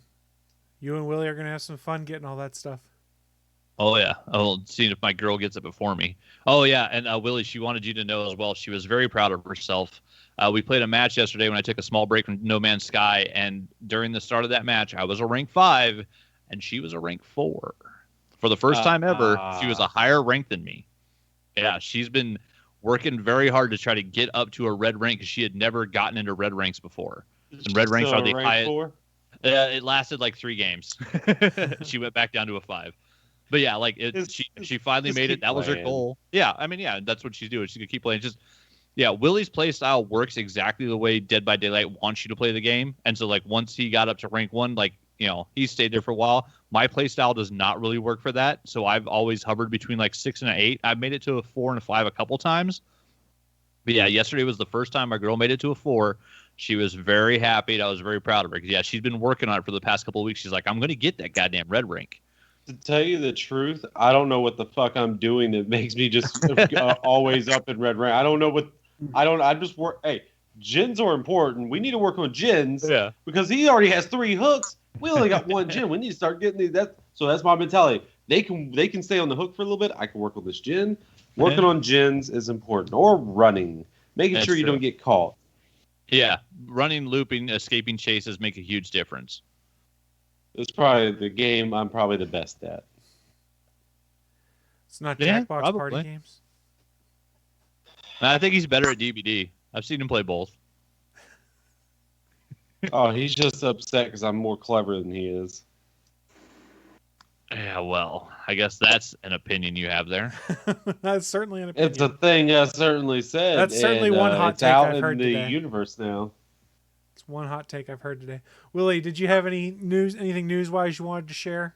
Don't worry, I'll just roll into what I'm into. It'll be a very easy and smooth operation. That's what I was going to suggest. Is if you didn't, we'll just roll on into what you've been getting into. Because I got something good. For those that aren't aware, how we wrap up the show each week is a little segment called What I'm Into. Our chance to share with you guys just what kind of geeky or nerdy things we've been getting into so that you might want to go check them out yourselves.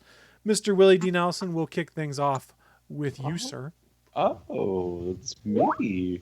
Oh, mon chéri. So, the first thing I tried this week was something new. I think it just came out the 21st. Have you heard of Knockout City? No. I'll tell you. Okay. So pretty much it's a dodgeball multiplayer game. So far I've seen they had like 1-on-1, 3-on-3, and 4-on-4 with different match variations, but all in between.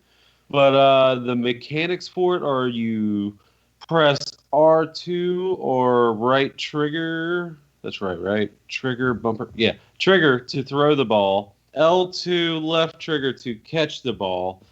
And the mechanics on it are done very well.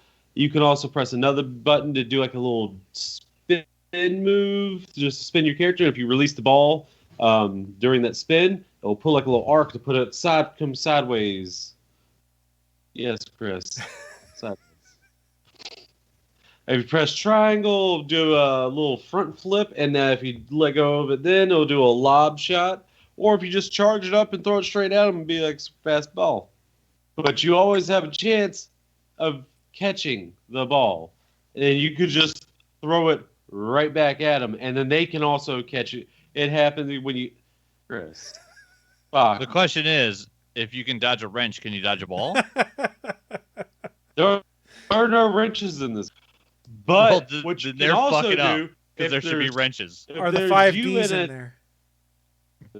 There's about to be a 5Ds coming at you. So, what you were just talking about a couple minutes ago? I'm taking notes.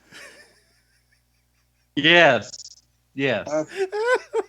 So if you are with a teammate and there's no balls, you can turn yourself into a ball and then go into your partner's hands, and he can throw you. If you hit another opponent, they're instantly knocked out, no matter their health state. I was gonna say Why fastball am I special. getting all this?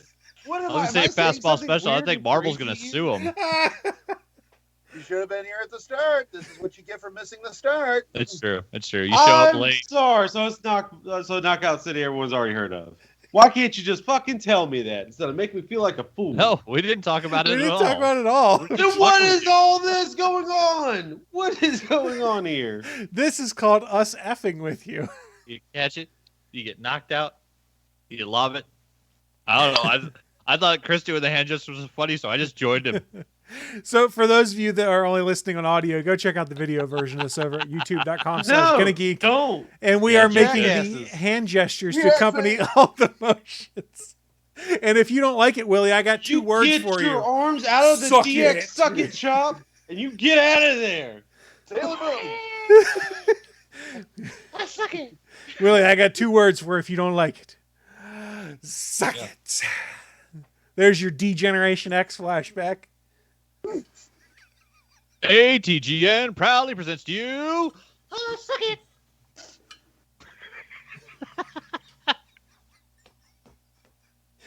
I got Chris. The gameplay mechanics are very good.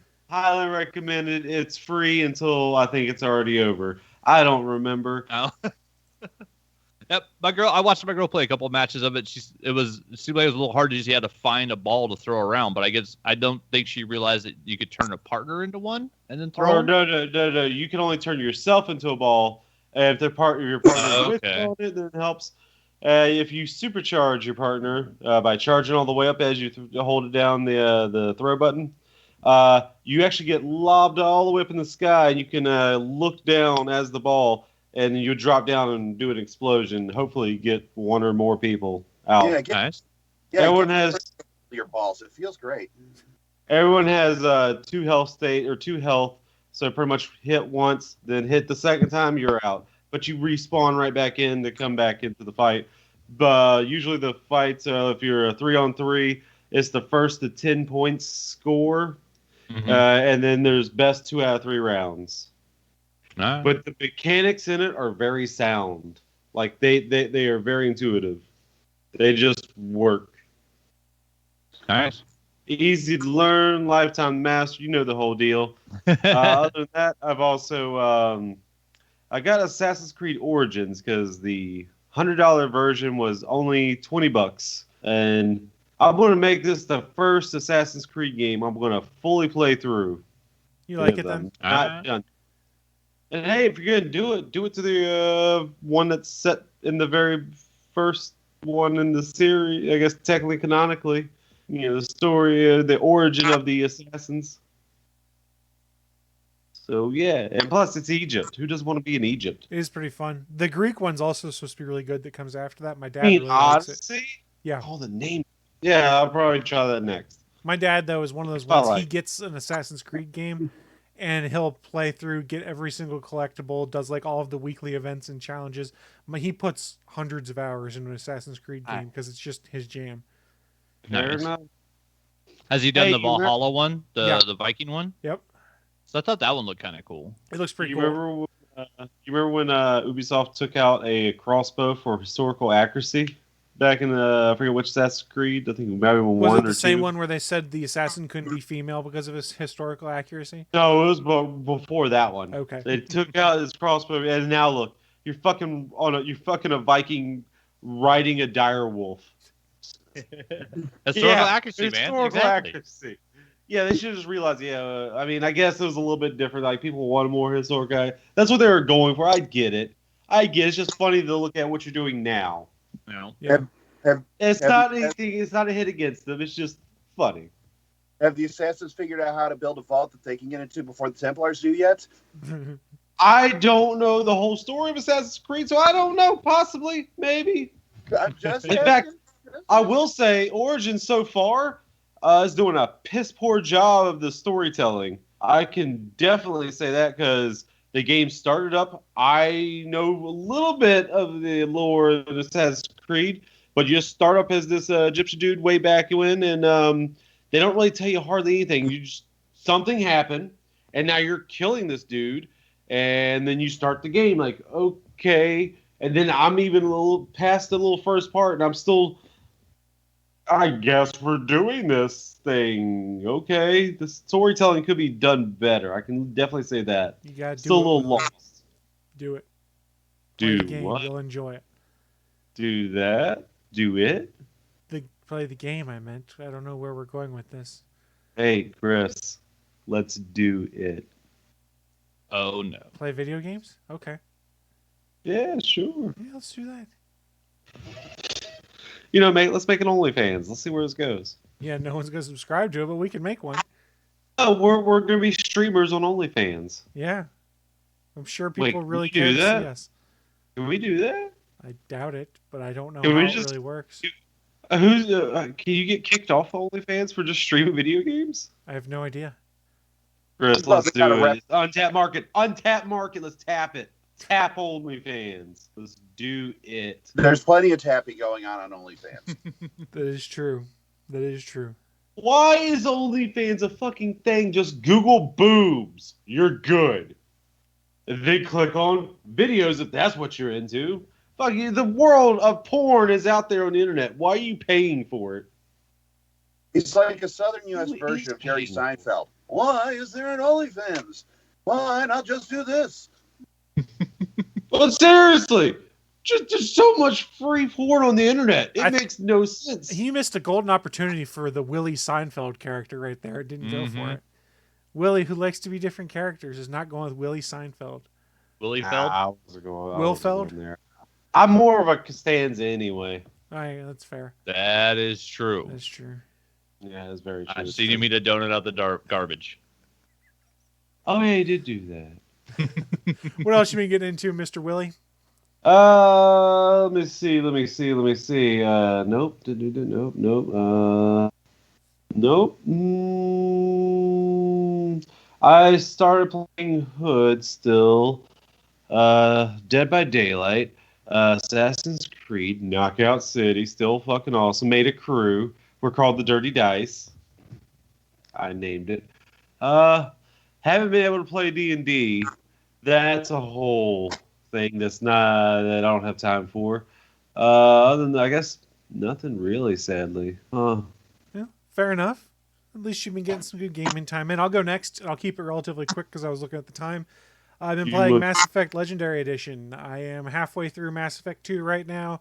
I love the game, and one of the things I've most enjoyed is they've added the photo mode in there, where you can be in a scene, go out, hit photo mode, do different filters, move the camera around, stuff like that. I have had a lot of fun with it. There are some folks on the Mass Effect subreddit that are far better than me at posing photos that are just absolutely hilarious. So photo mode is actually kind of a good word for it. They just added it? Yeah, it was added as part of the Legendary Edition. Oh, okay. So they came out with the Legendary Edition. Yeah. It was like, okay, I thought you meant like they just now added like after its release. No. I thought that's sorry, let me rephrase. The original versions of the Okay. game did not have it, but Legendary Edition, they put a photo mode in for all three games. And I've had fun just doing random photos of showing my Shepard as a badass with his cool Black Widow sniper rifle. It's pretty great. Let me guess, is it default Shepard? I did use default Shepard this time, yes. Mostly because I didn't want to take the time to make a face that I actually liked on there, is honestly what it came down to, because it takes a while to actually get something that doesn't look super creepy on the Mass Effect face creation tool. Like Willie, that is. Like Willie.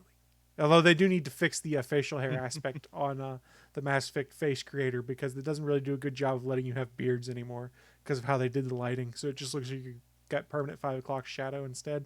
Neither here nor there. Mass Effect Legendary Edition is really good. They took everything that worked with the game, made it better, and they basically made the graphics work a lot better and look a lot prettier, and took some of the gratuitous ash shots of Miranda out of the game because it never really made sense back in the day. Damn I mean, don't get me wrong. I find Yvonne Strahovski a very attractive woman, but in Mass Effect 2 originally, there were scenes where it would literally just be like her ass centered on camera so you could look and see Shepard talking to her. I'm like, why are we doing this? It was a different. See, now I don't time. even know if I want to buy it. I Well, mean, just now I play don't the even know if I originals. want to buy it. I guess that's true. It's still my favorite game series that BioWare has made is Mass Effect. I love the story. I love the world that's built. And I will actually say, I think they were able to make the gameplay better in Mass Effect 1. It's not as good as 2 and 3 because it's a product of 2007 RPGs. So it's a little clunky at times, but they made it actually viable to be an infiltrator class in there now, because when you aim, the bullet goes where you aim instead of having the arbitrary drift system that they had in bullet paths in Mass Effect 1. And then they also fixed the controls for the Mako. So those are all really good things. What I should have been doing but didn't realize is on Friday the new season of Lucifer started. And I didn't realize that until late last night and went, I'm not going to start, the back half of season 5 of Lucifer started. Yeah. I haven't had a chance to start it yet. I will probably watch at least an episode of it this afternoon before I go out to dinner with some friends, and then before at 8 p.m. I spend some of my hard-earned money to watch another wrestling pay-per-view, because it's that time once a quarter to watch AEW's latest pay-per-view. This week is Double or Nothing, and I'm looking very much forward to it. Wait, they only do it 4 times a year? They only do pay-per-views 4 times a year. Okay, I didn't know that. Which they do theirs quarterly instead of like WWE, which does one every month or 2 a month sometimes. Now, the trade-off with WWE, WWE, though, is if you subscribe to the network for like $10 a month, you get all the pay-per-views. AEW doesn't have that, so I'm paying $50 a quarter to watch a pay-per-view. I mean, I don't mind. It's good entertainment. This, and for those that are unaware or don't really follow AEW wrestling, Double or Nothing is the equivalent to WWE's WrestleMania, is how they've described it. So this is their biggest pay-per-view of the year.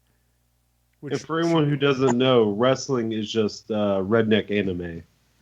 I mean, he's not wrong. It does sort of work.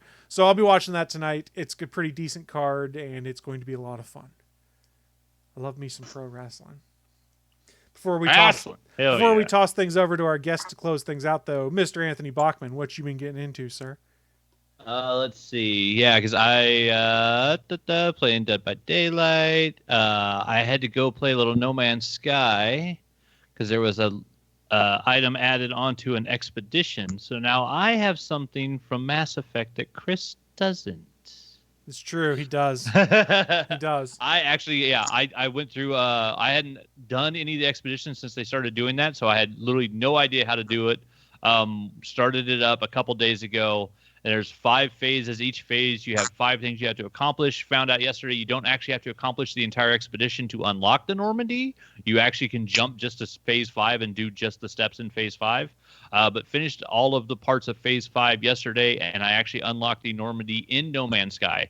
So I have that as a frigate that's unlocked in my game now, which I don't know if that means like if I go and play my old save, if I can then find that frigate in the game, or if I have to play a new save file to have it unlocked in like the universe I'm in. I don't know how that works yet, or if it's just on the one save file for that expedition.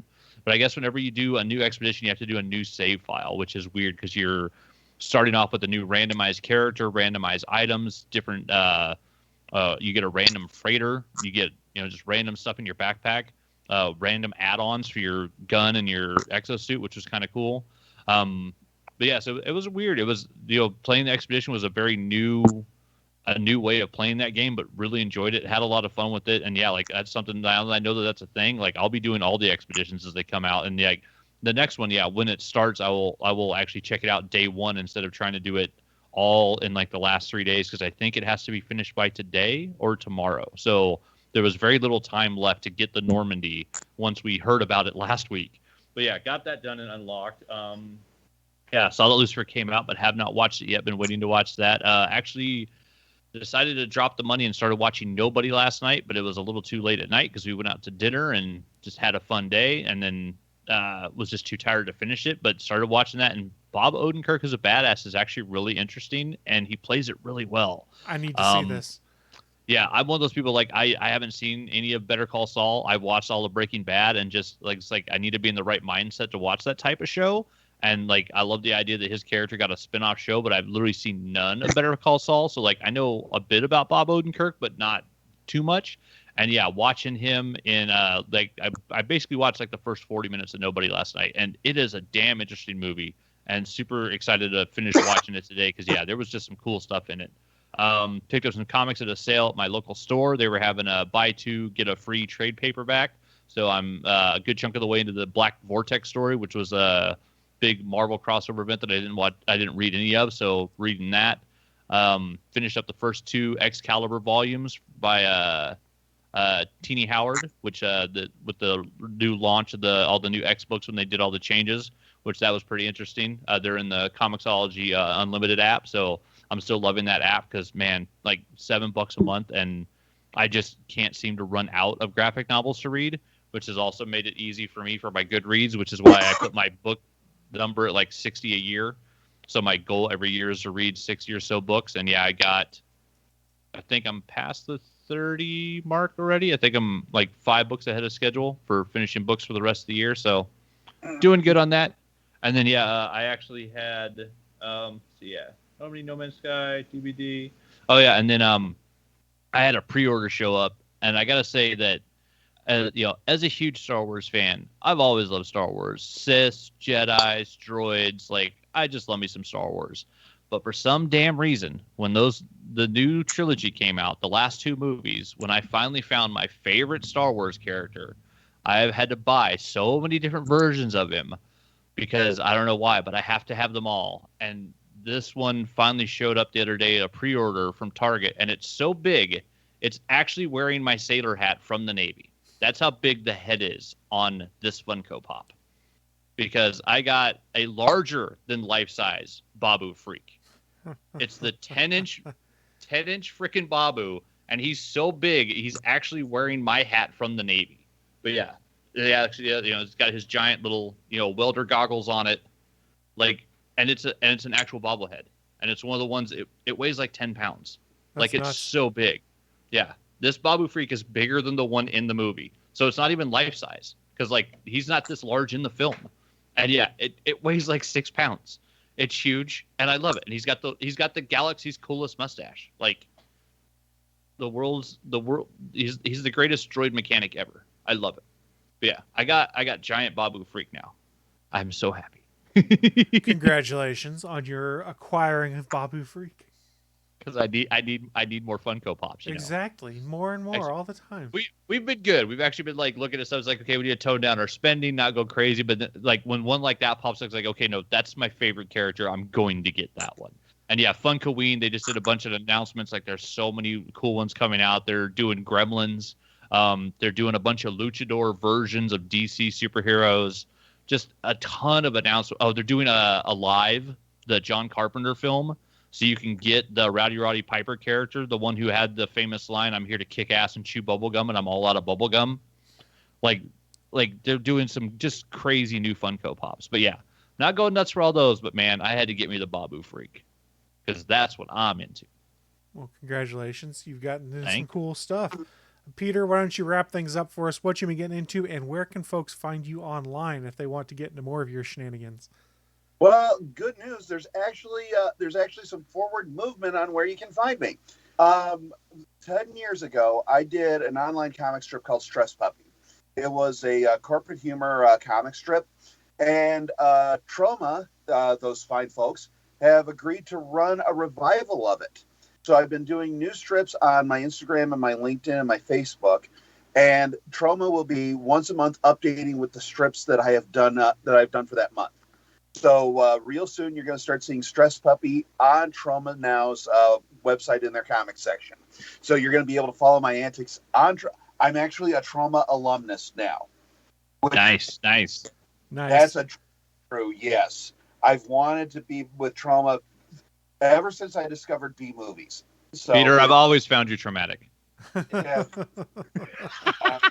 I see what you did there. Yeah, Toxie says.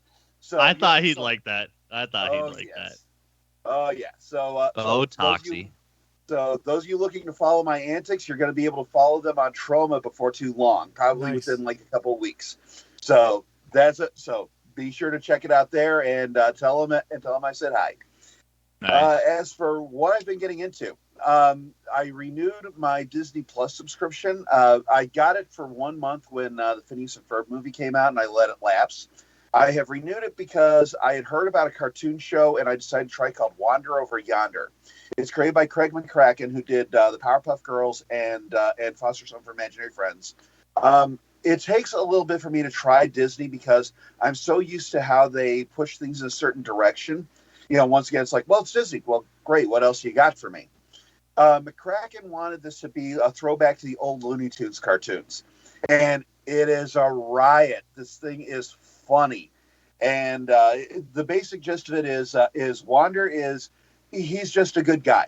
He's the Southern type person who just sees the good in everybody and just wants to help. And he has a faithful steed named Sylvia, who is kind of the muscle. And she's kind of the more cynical of the two. And they just travel around the galaxy helping people and getting into weird adventures. There's also his nemesis, Lord Hater, who basically Wander just keeps trying to make him smile and be his friend, and Hater is not having it. And the whole thing is just a scream. The last episode I watched was called The Prisoner, where Lord Hader's the commander of his watchdogs, Peepers, manages to capture Wander. But Wander gets away and just wreaks havoc on the ship, and is just so full of so many great slapstick gags. It is hilarious. It was only 2 seasons for some reason. I don't know why, but I don't care. It's 2 seasons, and this thing is a gem. If you want to laugh, this is what you want. It is definitely worth the price of a 1-month Disney Plus subscription just to stream them all. So, Wander Over Yonder, great stuff. I also picked up my first 1-Up arcade cabinet. It's the special Pac-Man edition that has 12 games and a light-up marquee. I decided to get this mainly because I've been hesitant about the 1-Ups because I wasn't sure, what to do with them or anything like that. My buddy Chester, he got the Street Fighter one. Keep in mind that Chester and I, we bonded over games like Street Fighter and Mortal Kombat. And he broke the controller in the first week. He's like, "Can you please look it over? You know this stuff, Pete."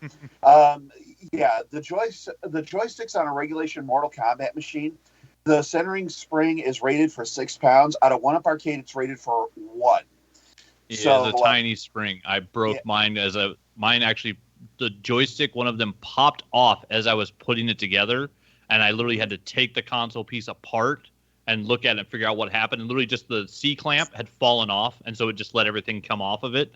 And I was able to put it back together, which thank God. But yeah, Basically, he treated me to a couple of McDonald's value meals, but I beefed it up so that it could actually, take punishment. But I went with the Pac-Man because you don't have as many hard throws as you do with a fighting game, and it also has Mappy, which is a game that I can't stop playing ever. It's not the greatest game in the world, but it just charms me, and I play it every chance I get. And it's also got a game on it called Rompers that I've never heard of. I've never seen it anywhere, so this is actually going to be the first time I play it when I put this machine together. So I've got a 1-Up Arcade, and I've been enjoying Wander Over Yonder, and just working on Stress Puppy Revival and doing my thing. So that's what I've been getting into. Oh, and also, welcome to the Studio of Pimps. It is a pretty sweet studio. We were talking about it in pre-show. I think you got a pretty nice setup going there. Mm-hmm. Yeah, I wanted to fill it with things that either inspired me or motivated me.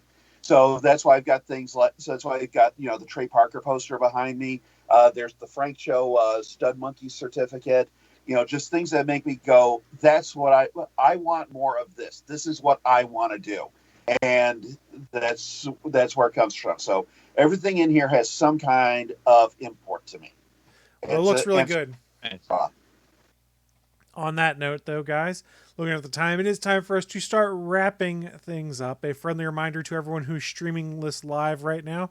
We do go live every Sunday at 11 a.m. Eastern, 10 a.m. Central over at www.geeks.live. Yes, .live is a valid extension, and that'll take you to the streaming home of the Gonna Geek Network. While you're there, you can scroll down the calendar and see an upcoming listing of all of the other live events that you can come check out. So please feel free, check those out, and tell them that we sent you. Before we shut this stream down, one big thank you again to Peter for joining us again. It'd been a while. It's always a ton of fun, and we had fun today. I hope you did too. Oh, yeah. That's little Negan there. He wants us to shut that shit down. There you go. Well, far be it for me to argue with Negan himself. I guess we'll start shutting this thing down and say thank you, Peter, for joining us, and thank you, everyone who watched live or listens at a later date. We'll be back next week for more of our typical horse shit shenanigans. Bye, guys. Bye. Bye. Thanks for listening to this brand new episode of the All Things Good and Nerdy podcast.